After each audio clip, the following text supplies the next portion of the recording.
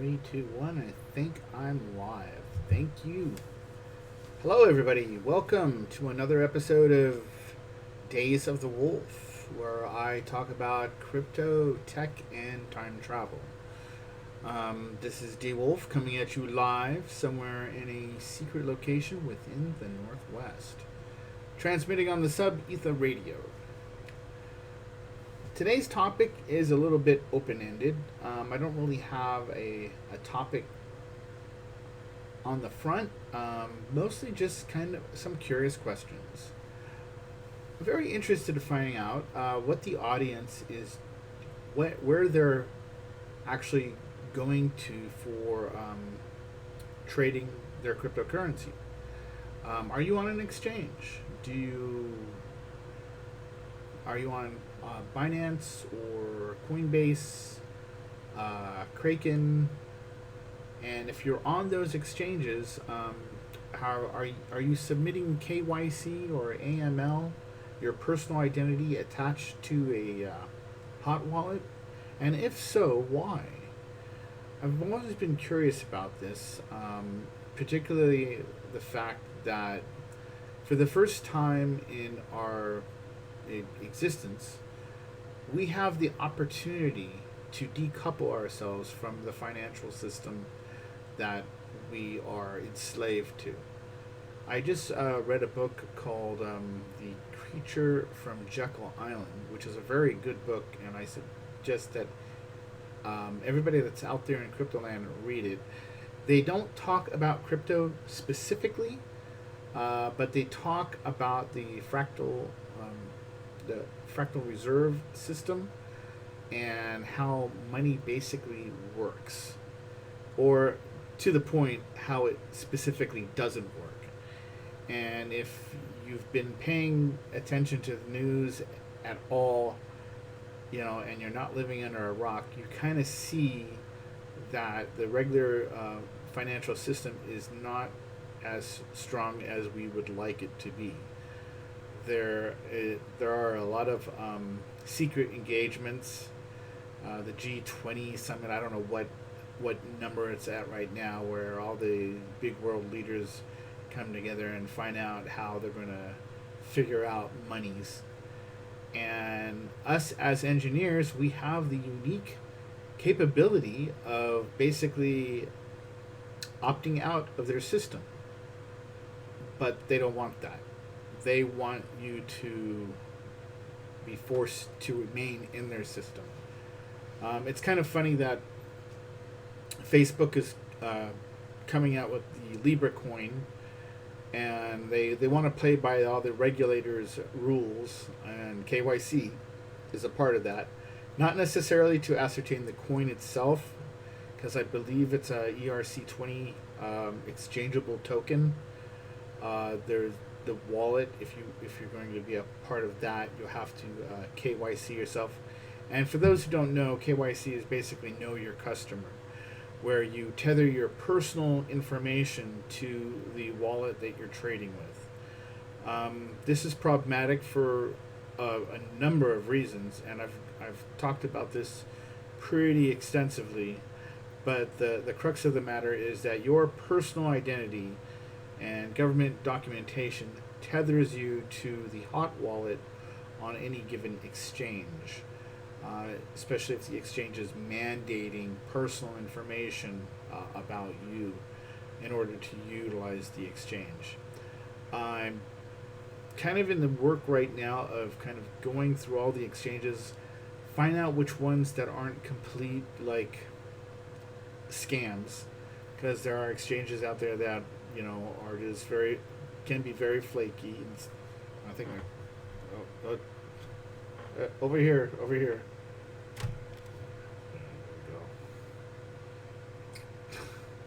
Yeah, I don't know why my camera just did that, but get my there we go.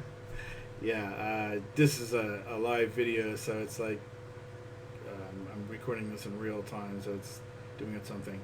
And yeah, I know my bedroom's a mess. You have to forgive me. I'm still in the process of getting a green screen. But that's kind of the rules of the road. I was talking about KYC and exchanges and how they're a bad thing.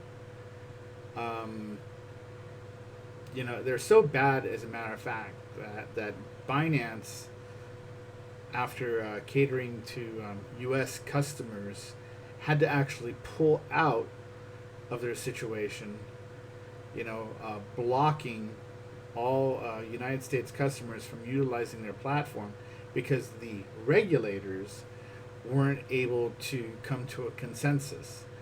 And Binance had to come back later to have a U.S. specific exchange so it could accommodate United States citizens.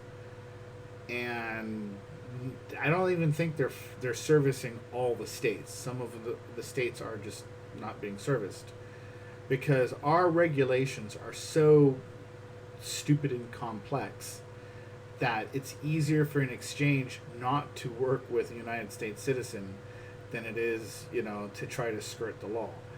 The regulators have a long arm, and they can go into different countries and force people to either come to trial,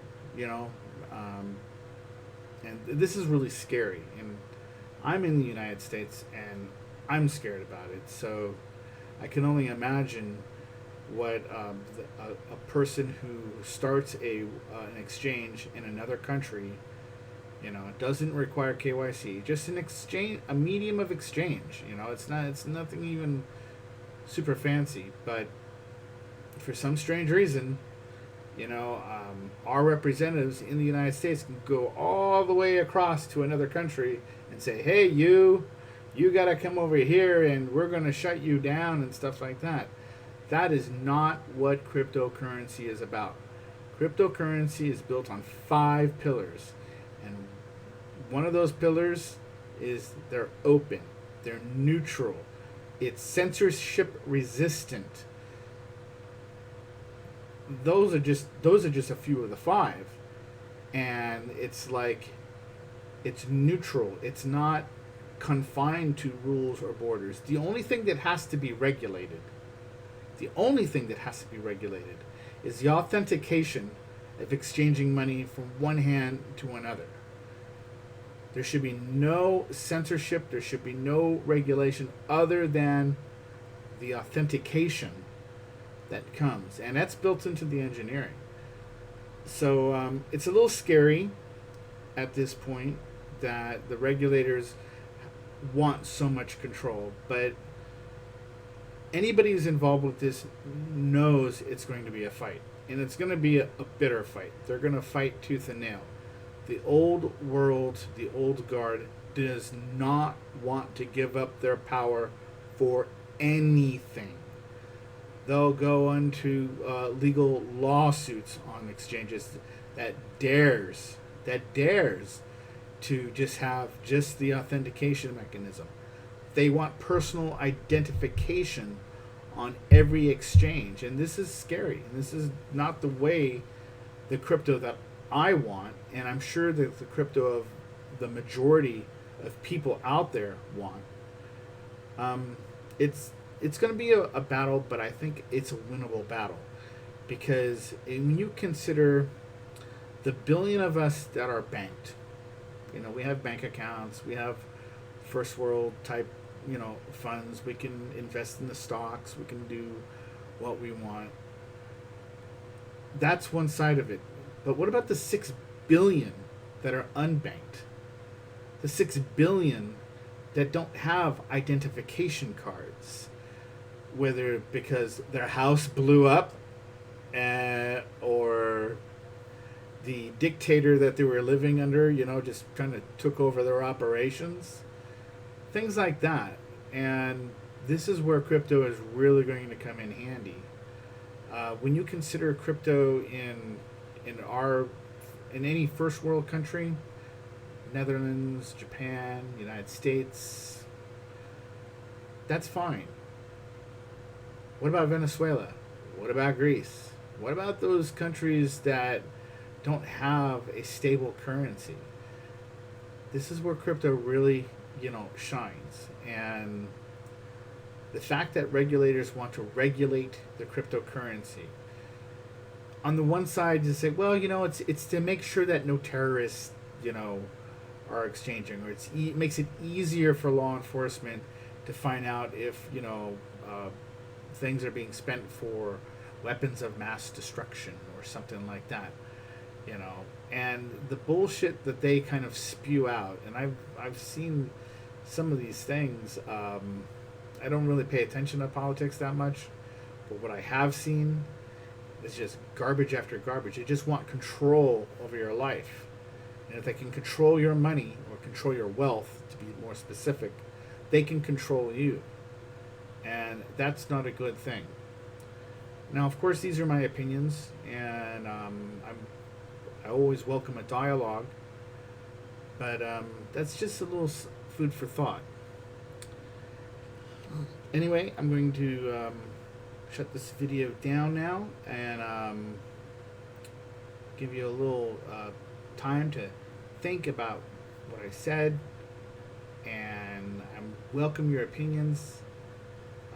Please present them in the text area and stuff, and let's have a dialogue. This would be really interesting. Anyway, this is D Wolf signing off.